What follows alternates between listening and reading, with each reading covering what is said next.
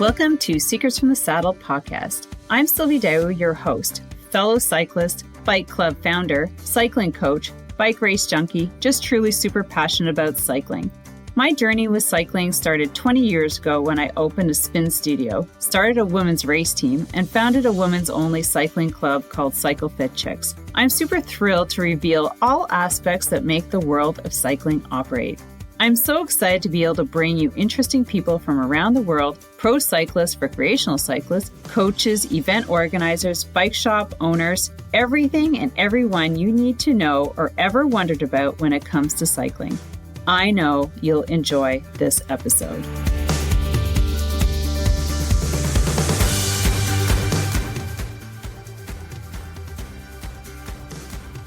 All right, gang, do I have something amazing for you today? It is September 2nd. So you know what this means? Everybody's starting to feel the coldness come from the weather, and we're all starting to think about, oh my God, what are we going to do this winter for training? And if you go back into my episodes over the last 2 years, I have a lot of amazing coaching episodes with regards to winter training, base training. Go search Joe Friel. We had some amazing discussions on indoor cycling training and the benefits and the drawbacks to what it can bring to you. So before we get into all of that goodness, I have a couple announcements. Always remember, I just want to remind you that we only have 2 episodes going forward. So Monday and Friday. So Friday is always my coaching session. I'm going to bring lots of amazing goodness because we're getting into the winter cycling training. And it's just something I'm super excited about. I'm already gotten into Swift and led a group ride with the cycling team that I'm on, Aonians. So make sure you follow them. Just started thinking about what to do and goals for next year. So that's what we're going to be chatting about. And also we have a new YouTube channel where you can watch these episodes. Some of them are very visually stimulating because we're either with the person in person or our interviewer or our guest has some great things to show you. And that goes with our guest that's going to be happening on Monday. He's going to be showing us some new cycling gear on like the angles of what you could do with your saddle. So if that's something of interest, you better tune in. I'm not going to tell you all the details, but I'm personally interested because I've always wondered about the angle of my saddle for my mountain bike and my gravel bike. My road is absolutely perfect, so I'm not going to screw with that. But I'm really interested in talking with this guy about angles for saddles. So stay tuned for that on Monday. All right. Are you guys ready? Now, again, before I get into it, I just want to share with you, since I'm a cycling coach, you might have known or not known that I've been coaching since almost 20 years now. I'm a level 3 national performance. I have my level 3 national performance certification. What does that mean? That I can coach at a provincial level. But I've also coached over 1,000 women in my women's cycling club, Cyclist Chicks, over the last 14 years. And I'm so excited about seeing people improve and just really love their bike, love climbing hills. I think that's the one thing that a lot of people really get in their heads about is climbing hills, and they do lots of things to avoid putting them on their rides, or they just won't join because of a hill, and it kind of saddens me. So winter training is kind of your opportunity to really get better at it, because you don't have to worry about being outside or being with other people. You can work at it on your own. And since 2006, I've been um, I've had this winter cycling program that's always been 16 weeks long. It starts like at the end of November to end of March. And what we did is we came inside and we really focused once a week on cycling skills and technique. And I always say that as a cycling coach, there's certain skills you can teach outside that that are can't really teach inside, and then there's ones that you can teach inside but you can't really do outside because of the elements, because of me being a cycling coach. You can't really chase people who are faster, so you can't really, it's hard to coach those kind of people. You're not as fast, who don't have like a moped or something. um, but it's easy for me to see when you're either in front of me or online, where I can make like little adjustments to the way you pedal on your bike. And those have been amazing and like groundbreaking for some people, because sometimes it really just about a small adjustment that can make a huge difference in what you're doing. And so I've seen a lot of that over the years. And it is about repetition, repetition, consistency. And then once you get out on, so if you come and you coach with me every week, you're going to hear the same thing, but you're going to be doing some of these skills and different drills, different scenarios and things like that. And we're going to do it over and over again. So when you either go back into Swift and train or race or participate in group ride, you're going to know how to change your gears, pedal efficiently, start grinding your gears.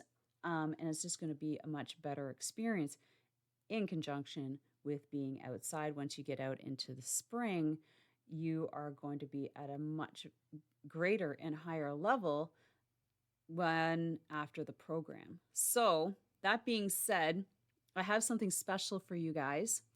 Um, Instead of doing my 16-week program, I decided last year I incorporated Swift into it, which was so fun. So we had 3 training sessions a week. We had a Tuesday night interval.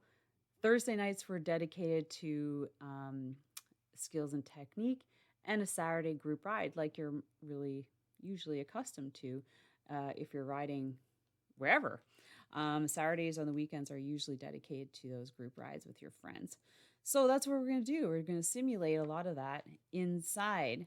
And it also helps to eliminate all the FOMO of joining everything that Swift has to offer, all the events and things like that, where you can get cool swag, which, whatever, it's cool. But it also, and also getting into all these group rides where you just might max yourself out, just like outside.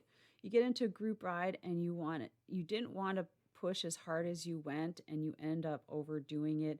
And if you do enough of that, inside or outside, you're going to get sick, you're going to get overtrained, you're going to get demotivated.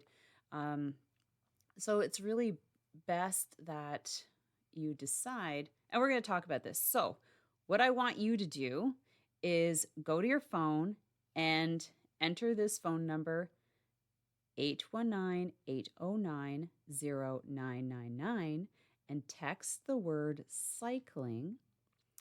You will be added to a VIP list that will get $50, 50% off the first month subscription. So I am going to be starting in October instead of end of November. So, a lot of people, and you can do this from anywhere you are listening, because the most important thing is the Thursday night. If you can't attend, because it's going to be later, it's also going to be easier, like in the morning for like Australian time, uh,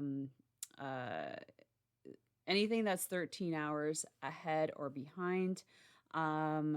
And also, same with the evening Tuesdays, and the mornings on Saturdays. So, the the most important thing is a Thursday, I said, and it will be recorded and handed out to those members. So, but if you text the word cycling to 819-809-0999, you will be added to our VIP. You'll also be the first to get the link to register. There's only going to be a certain amount of those available, and we will get started in October. So, um, it also keeps you accountable, but we're going to be talking a lot about getting started. So, I have 9 ways to optimize your winter training to become a faster cyclist. Now, you might be thinking, Sylvie, I don't want to become fast. Well, fast can be a lot of different things to a lot of different people. You might want to maybe not bike 30 kilometers an hour, but however, you might want to be able to stick with your friends or maybe stop getting dropped or, whatever it is. But that means getting some cycling skills and being able to cycle a little bit faster. So, whatever level it is, or maybe you just want to get a little bit faster to be able to ride with your kids. Whatever that is to you, it's okay. It doesn't mean you're going to become a cycling racer, if you know what I mean. And I hope you know what I mean because it's not all about events, not events, but like racing. And I'm not about a racing. I'm about improving and becoming better than I was yesterday. So here we go. We got 9 ways to optimize your winter training to become a faster cyclist, no matter what level or age or size you are. We just want to, the thing is it's about enjoying your bike. And certain things need to happen for some of us to enjoy our bikes. So, and to be more motivated to do more. So that's what I'm just all about. I just love that. And so here they are. Are you ready? And while I'm talking, I want you to think about texting to get on the VIP and, maybe just learn about what I'm doing and getting more information. And that's what you're going to get. So remember, text. If you're like what you're hearing, because a lot of this goes into exactly what I'm doing for myself, for my clients, for members who are joining this program with me this winter, because I'm already getting set up and I'm super excited this. So text the word cycling, lowercase or uppercase, it doesn't matter, to 819-809-0999. And it doesn't matter where you're sitting on the globe. All right, so number one to your 9 ways to optimize your winter training is set smart training goals. That goes without saying. 33% so those who write down goals, 33 of you are more likely to achieve them if you write them down. So don't think about them in your head. Just put them down on paper and share them. If you join my group, we're going to be going through everybody, asking them what their goals are, because it's important for me to know as a coach that I'm helping you attain or get towards your goals. So setting smart goals. Now, maybe based on what you've experienced, maybe you're new to cycling for the last 2 years, or you've been around a long time and you've done a switch from road to gravel, or maybe road to mountain bike, or whatever transition. I'm willing to bet that you've been watching your friends, that they've been doing some really cool stuff over the summer, and that you want to be doing it next year. So that's your goal, whatever it is. And then you have to know what that goal entails. Like, is it a 100K event? Is it a 50K event? Is it a multi-day event? Do you have to travel? Things. So knowing that and writing it down and then sharing it with someone. So that's number one. Number two, focus on base training. So what I want to suggest, so base training is a lot easier kind of to do in the winter because you don't have to worry about the elements. You don't have to worry about the road. You can just really get into your zone, into a safe space on the trainer. And we are going to be using Swift. There's other trainer platforms out there. So, whatever it is, base training is important. So, you're working your distance and your endurance up. Now, the thing is that you don't want to be doing all base training. You need to add intensity in there, getting out of your comfort zone to allow you to become faster in your base training. So that might not make sense right now, but once you join a group and you understand, like my group, what we're going to be doing is focusing on getting you to 100K by April. So we're talking about September right now. So October, November, December, January, February, March, April. 7 months can get anyone to riding 100K. But it takes training, it takes focus, and it takes scheduling. So number two, so basically that is based on your goals, depending on what you want to do. 100K in my program is kind of the base to a lot of events out there. So if you can do 100K, you can do just about anything out there. And it's always nice to be that strong at the beginning of the season. So wherever you're leaving off, we work slowly and bringing everybody up. So number three, most cyclists are doing their base training wrong. All right. Well, this is a conversation that's kind of interesting because I highly recommend that you search back in my podcast episodes to my conversations with Joe Friel, talking because he is an international cycling coach of Training Peaks. If you're not familiar with him, go Google him. He is the grandfather of everybody's training programs, myself included. And we had some really interesting and conversations around base training. So a lot of people tend to do a lot of long, slow distance. Long, slow distance doesn't get you to the intensity and speed that you want to. You need to do longer, but not, you want to do longer distances, but not necessarily at a slow pace. Like a zone 1 heart rate of zone 2. So you want to be kind of like high zone 2, zone 3, building up your intensity, your pedal stroke efficiency. So fast pedal stroke, not sitting at a 60 RPM. And you're going to understand all of that if you join my group. And to make sure that you are adding the intensity workouts. So those are the intervals. Intervals and good recovery is going to allow you to go faster during your interval ride. So wouldn't you love to maybe start your 50K ride at taking, an hour and a half, and then your 50K ride becomes faster and now it's an hour 15, and then you can do it an hour 10.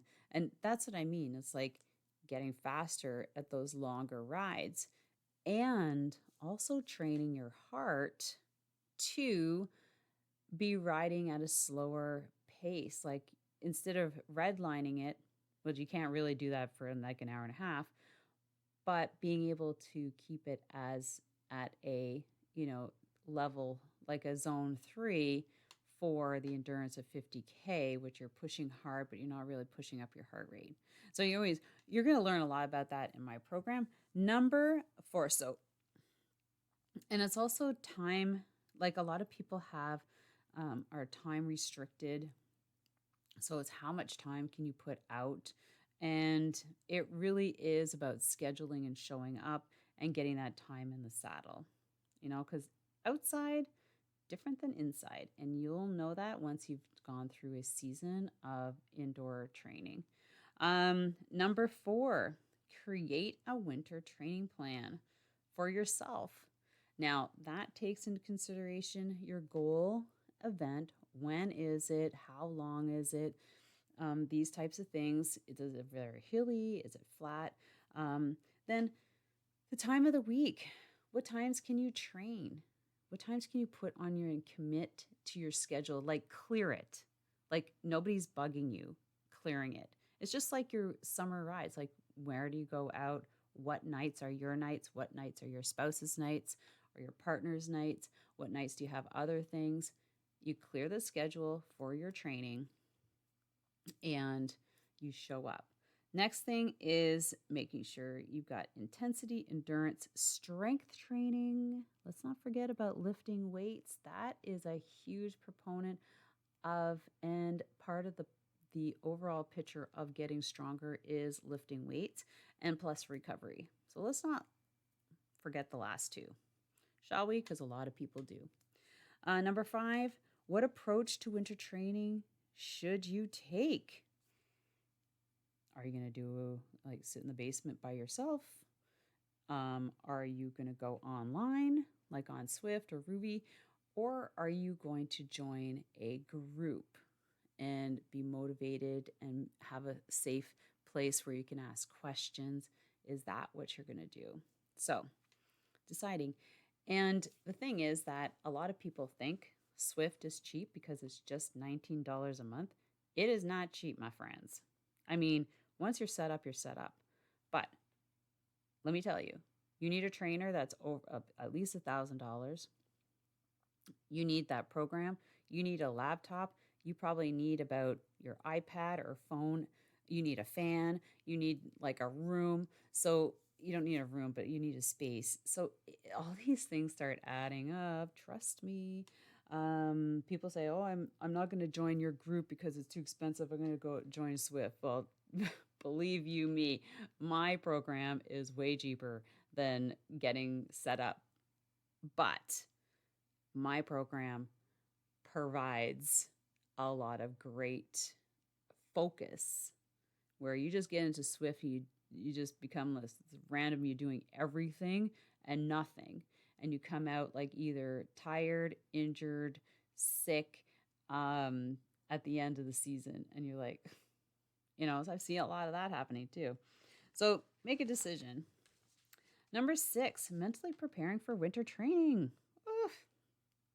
So, depending on how you're going to be doing it, alone or with a group or just online, a lot of people fall into, and I see this a ton because I'm on a lot of Facebook groups for women, is that they get bogged down with I'm not fast enough.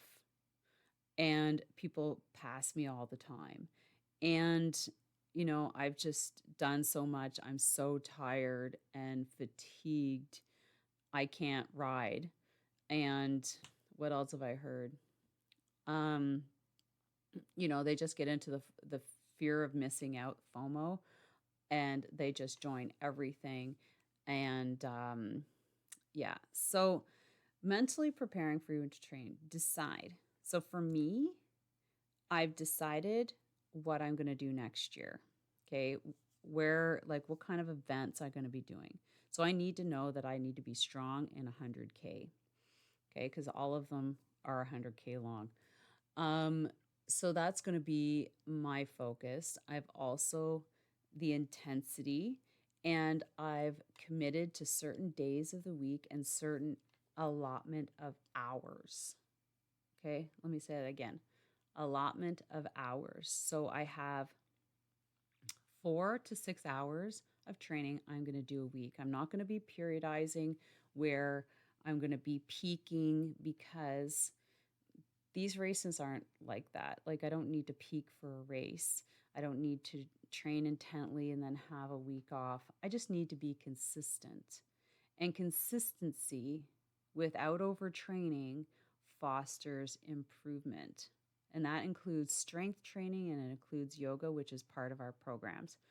And that's committing, right? I talked about putting it on the schedule, blocking out that time. No kid stuff, no business meetings, no other stuff.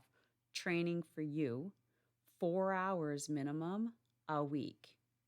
So 2 nights and 1 weekend, or 2 mornings and 1 weekend, but you get your group ride and then you have time for yourself. You got a day and a half for family time on the weekend.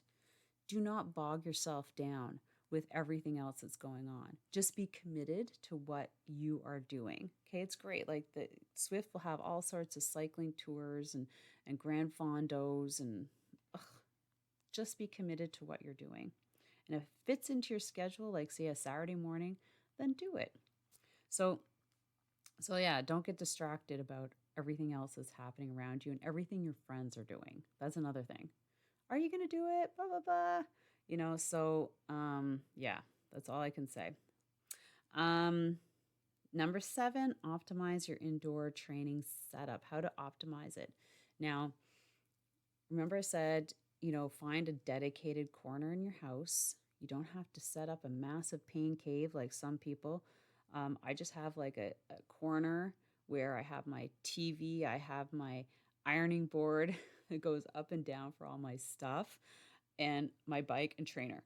So it probably takes up like 20 square feet. Okay. And all my cycling gear that's set up there. So dedicate your room. Make sure you get a power trainer. I know it's a commitment. You can probably find a lot of sales right now and used trainers for people who are upgrading. Um, get yourself a Swift account. And with a Swift account, you can't just jump into everything. You have to do a trial 25K before you can get in. So just remember that. You can't just sign up and jump on your trainer and join your friends. No, you have to spend 25, so like an hour and a bit on your trainer going through that first like time trial they put you through. So make sure you know that. Get a good fan. Have a table on side so you can put all your food and your drink. So I have an ironing board. It's amazing. It goes up and down. I can move it pretty easily. Um, then, one of the things that's really important is the angle of where you set your laptop or your TV in front of you. So just be sure that your neck is not kinked up or down or to the side, and straightforward. There's lots of things, videos you can Google on YouTube about the proper setup and angle and height because that is super important. You don't want to be sitting there for hours and come out with like, um, you know, your neck all stiff. And then get scheduled in for training or join a training group like mine. Number 8, what to wear and what not to wear. So I was thinking about that. I'm like, because typically when you're inside, you're going to be doing a lot of sitting. When you're outside, you tend to get up and down, off your bike, stop for stop signs. But when you're sitting for a longer period of time. Sometimes you're not even out of the saddle at all. And that can really wear on your bum. So, number 1, no underwear. Go to my episode. I can't remember what it is, but it talks about why you shouldn't wear underwear underneath your cycling shorts. So if you're doing that, stop. Find out why. And then they say, get rid of your badge, like your older shorts. Sometimes I keep those for indoor training and leave the good ones for outside. But they say do the reverse. Like use your good ones because you're going to be sitting on your trainer. So I'll leave that up to you. What I've done is I actually bring all my cycling shorts down. So they're right beside my trainer. So I don't have to dig through them. So say I'm getting up earlier and my husband's sleeping. I don't have to dig through the drawer or do it the night before. I have sports bras and cycling shorts down near my bike, which is in the basement. So all I have to do is go down and get changed, get my shoes, get on the bike. And like a light top. And so yeah, you'll figure it out depending on the ventilation in your place, like how much you sweat, how much you want to wear. Then number 9, this is the last one, everybody. Which workout should I do?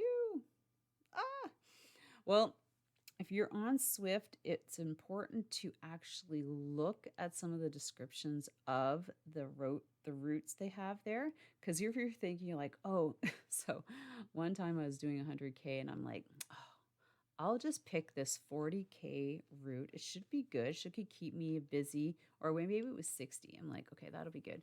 But it was super hilly and it took me way longer than I anticipated. So where I was thinking like, I'm going to be on my bike for 4 hours, it ended up being 5 because I was getting through, like, I thought I was going to quit so many times because I'm like, this is crazy. Like, when the hell am I going to get to the top of this hill? Had a freaking big hill in it, top of this hill, and I'm like, I can't quit. I want to quit. I can't quit. I want to quit and start over and do something else. And then finally, I think after debating with myself for about 5 minutes, I hit the top and it was a big downhill. But that was an example. Like, you can download the descriptions. You can also see them, but shorter rides might not necessarily be faster rides, is what I'm trying to say. Um, so back to your event. What kind of terrain does it look like? Does it have hills? Like everything has hills, but does it have epic hills? So that means you might want to be training like longer, steeper hills, getting used to that and building up your strength, doing more intervals that way. Um, Consult or join a cycling group with a coach that can help you. Amy. So remember about texting cycling to 819-809-0999. Make so it's also, like I was saying, you're likely to do workouts that are not going to serve you over serving you. But if you go into Swift and you'll see there's 3 different worlds. You can pick different routes. You can pick different distances, and sometimes those are just better left for the group rides on the weekends, and to do your intentional cycling coaching on pedal stroke, form, hill climbing, transition seated standing, things like that, and also an intense, like an interval workout. So, you know, it's best to consult with somebody. Like I mentioned, joining me in my program would be great, but there's definitely a lot of other coaches out there with programs, or maybe you just like want to spend a lot of time researching it on your own. If you don't have time or you don't want to bother with that and you just want to follow and get into group, like we've had so much success in my group. We've had people improve by 5% to 20% from 16 weeks. So imagine what you could do on a structured program. And that, my friends, was just going 1 day a week. And the 20%, the woman who did 20% improvement at, we did FTPs or MAP tests at the beginning at the end. She did a lot of training on her own. So hence, this is where this extra training comes from. Now I have a bonus one, how to stay motivated. Because like I was mentioning, there's a lot of ways to stay unmotivated or get unmotivated because of, you're just doing too much. You're too tired, trying to fit it all in. So here are just a couple things, how to stay motivated. Have your plan, like your goal, and then your plan, schedule it in. I can't stress that enough. If it's not on the schedule, it ain't going to happen, because then you'll schedule work around it. You schedule kids things. Like this is where you need to talk with your partner or get a babysitter or put the kids to bed earlier, whatever, so that you can focus on you. And you deserve it. There's no question about it. If you're getting into cycling, you want to do something specific, you deserve to put efforts into your stuff.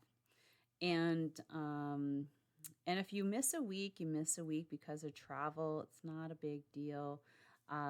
Like I said, our technical, like the Thursday night skills and technique are recorded. You can do that anytime. It's so important to do that. Remember, um, um, repetition is your friend. And then join a group. So with that, everybody, I hope that gave you food for thought. because now is the time to start thinking and planning and finding out, where you can go and train. You might like the free training options, but, at the end of the day, um, I can easily say, I mean, it's nice to be, keep it cheap and keep the bills low. But if you're really looking to focus on improving, it's really important to have a coach looking at you and giving you specific things for you to work on over the next person. The person beside you might be doing other things that they need to work on. So it is really important. And I can't stress that enough. Don't wait another year to improve thinking that you can do it on your own. You can't. I've had many cycling coaches, and I've learned things from each one of them, and that's basically why over the last 20 years I have taken different coaches on, and for different goals and for different reasons, but I've learned multiple different things from each one of them, even though they are cycling coaches. Everybody has their different techniques, and I love that we're building a community in Cycle Fitness, which is my coaching program. So if you like what you heard, please don't hesitate to text. It's better to text and find out than not text at all. So text the word cycling to 819-809-0999, and you'll be added to the VIP. You can make a decision there. We get started. I'm already starting. But we get started in October with our technique and just getting into the group rides. And we'll also be doing a weekly coaches Zoom where you can ask your questions. So we'll be adding that. Actually, it might be just monthly, where you can jump in and ask coaching questions for you. So with that, and don't forget to support us and buy me a coffee at buymeacoffee.com/secret saddle pod. And I have some amazing downloads that you can go and grab there. So if you're into some freebies, or you can give a small donation, that would be super cool. Always love reviews, and don't forget to go check us out on YouTube and Instagram. That's where everything is kicking out. So with that, have an amazing day. And if you have any questions, you can always text me because I will answer texts there too. So take care, everybody. Have an amazing weekend. Hey friends, thank you for enjoying this podcast episode. I'd love to invite you to visit our new and exciting page on buymeacoffee.com/secret saddle pod to check out some cool downloadables. And if you are so inclined to supporting the podcast with the purchase of a coffee, would be greatly appreciated in helping keep the podcast going. Also, providing a separate rating and review on your favorite platform with any thoughts about the podcast are hugely helpful and appreciated. Thank you so much, and have yourself an amazing day. Thank you so much for spending this time with me on the Secrets from the Saddle podcast, learning more about sighting people, places, and things that make cycling such an exciting sport. I am so glad you stopped by today. Please leave me a review if you feel so moved to do so. I would love to hear your feedback. And if you could take 1 second to share this episode with someone you think would enjoy it, I would be forever grateful. Also, if you could please leave me a review if you feel so moved by going to iTunes and leaving me an honest thought and an honest comment, telling me what you think, and most importantly, tell me what you'd like to hear more of. It would really help me to bring more great, inspiring cycling stories to you. Until then, have an amazing day. Make sure you ride your bike. And don't forget to visit my YouTube channel if you'd like to see the full version of this podcast live.